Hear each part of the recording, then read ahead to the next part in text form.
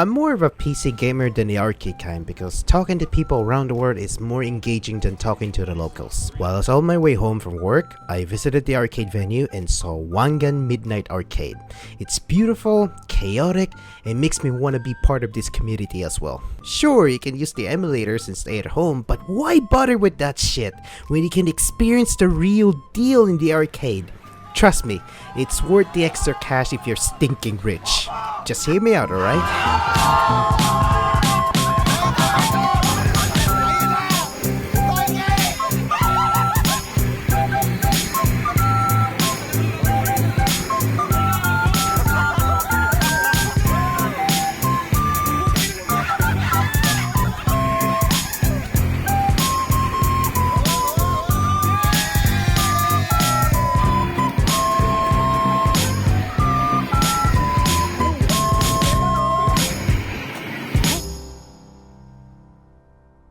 Wangan Midnight, the funniest arcade racing game to hit the scene since, well, 5DX Plus? You get to choose from over 130 cars and race against other players and some of the craziest tracks in Japan. You'll be drifting around hairpin turns, dodging tropics, and whatever this is. Plus there are a bunch of different game modes to keep things interesting, like Time Attack, Ghost Battle, and even in story mode if you're into that kind of thing. So if you're looking for a high-octane racing game that is both fun and challenging, then this game will definitely hook you up.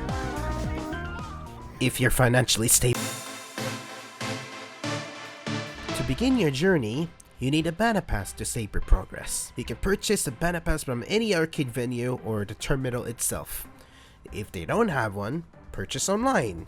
If you don't see it online, blame the hoarders. I got mine from someone for a fair price with a fast car coupon. Thanks Anon for not scooping on me.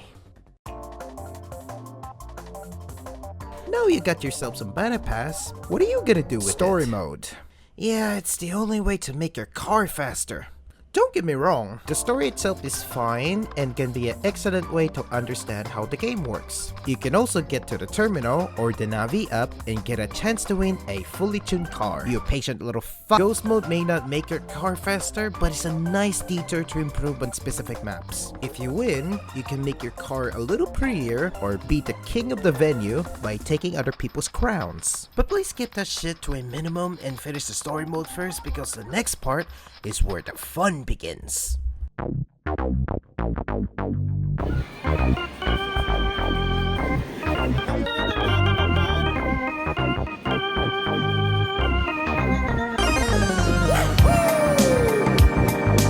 Versus mode is definitely my jam. It's a 4-player free-for-all versus battle to test out your skills. In standard racing games, if you hit the opponent's car, people would complain about how much of a bitch you are. But at Wangan, you can do whatever you want and no one will complain.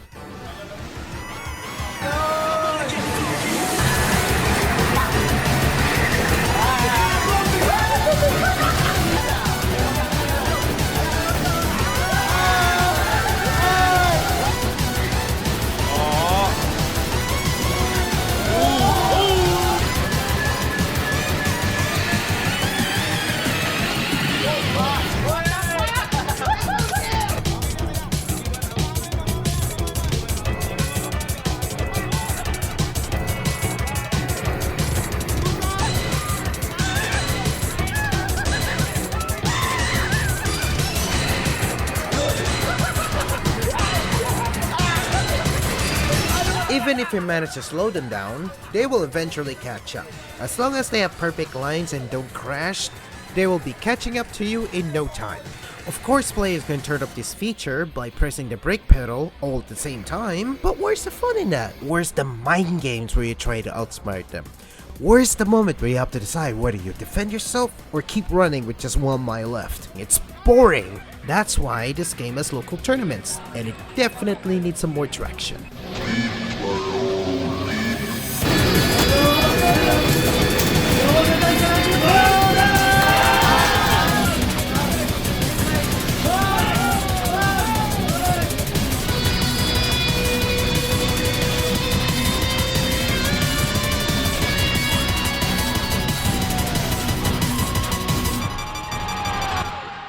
It may be the best racing game I've ever played, but it's really fucking expensive to make a hobby out of it. It's not like you buy it on Steam and play it in one go. It costs quite a lot of money to max out your car.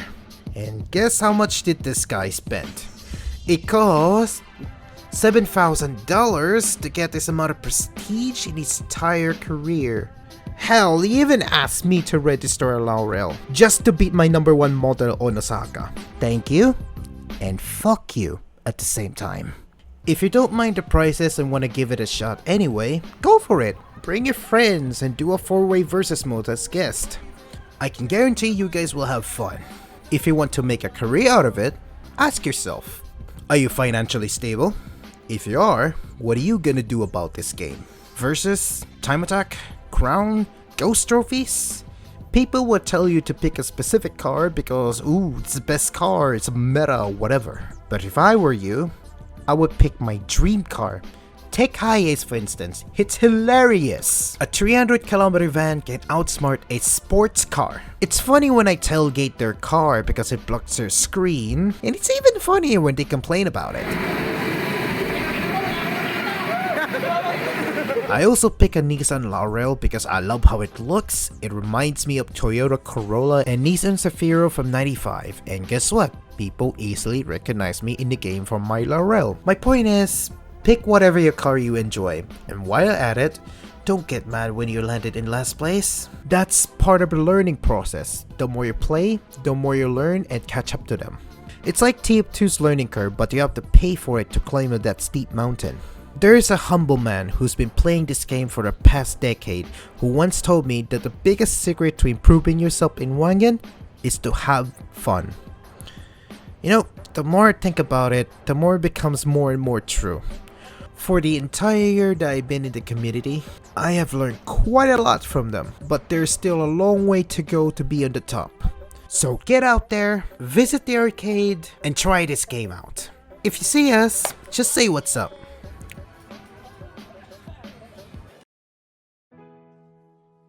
This is by far my favorite project to do. I've been fortunate enough to meet some incredible people at Wangan, Philippines who have not provided me with helpful tips, but also real life advice. They're the reason why I improve a lot. They are the reason why I became a better person. And they're the reason why I'm making this video. So to everyone in the Philippines, from the bottom of my heart, thank you so much for welcoming me with open arms. You guys are the best goddamn community I've ever joined. And I'm forever grateful for the memories we made together.